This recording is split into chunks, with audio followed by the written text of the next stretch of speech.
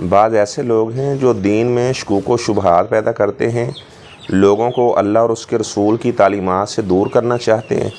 کہتے ہیں جی حسبنا کتاب اللہ، ہمیں صرف قرآن کافی ہے، احادیث کو ماننے کی ضرورت نہیں ہے، احادیث کا انکار کرتے ہیں، کہتے ہیں صرف قرآن کافی ہے۔ تو بات یہ ہے کہ جو حدیث کا انکار کرتا ہے گویا کہ وہ قرآن کا بھی انکاری ہے۔ آپ دیکھیں قرآن مجید میں کتنی ایسی اجمالی چیزیں ہیں جن کی تفصیل آپ صلی اللہ علیہ وسلم نے بیان فرمائی ہے۔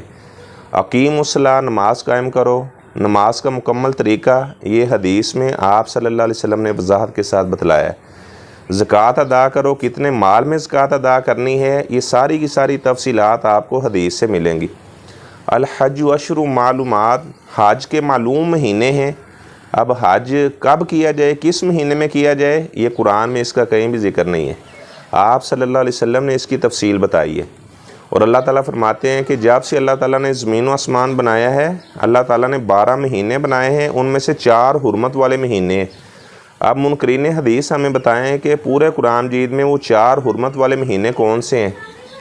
پھر قرآن مجید میں کتنی ایسی آیات ہیں، اگر آپ حدیث کو نہ مانیں تو آپ کو قرآن سمجھ نہیں آ سکتا۔ آپ دیکھیں یہ قرآن مجید میں اللہ تبارک و تعالیٰ نے ابو لہب کا واقعہ بیان کیا ہے۔ ابو لہب ہلاک ہو گیا، اس کے ہاتھ ٹوٹ گئے۔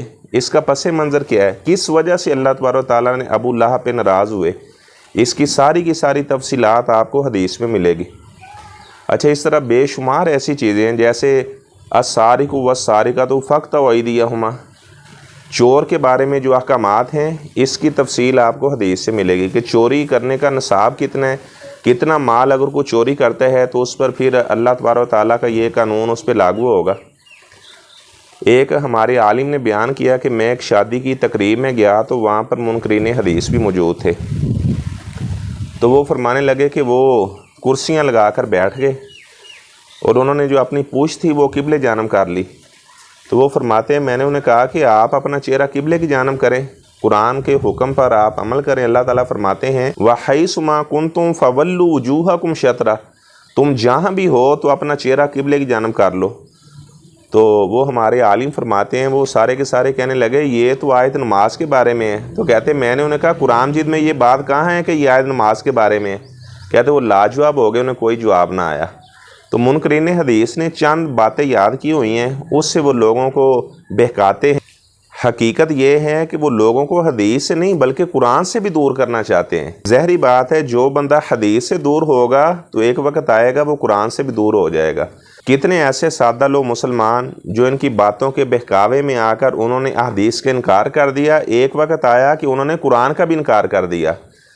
تو اللہ تعالیٰ فرماتے ہیں اطیعوا اللہ و اطیعوا الرسول، اللہ کی اطاعت کرو، اس کے رسول صلی اللہ علیہ وسلم کی اطاعت کرو۔ قرآن وحی جلی ہے، حدیث وحی خفی ہے، قرآن وحی مطلوب ہے، حدیث وحی غیر مطلوب ہے۔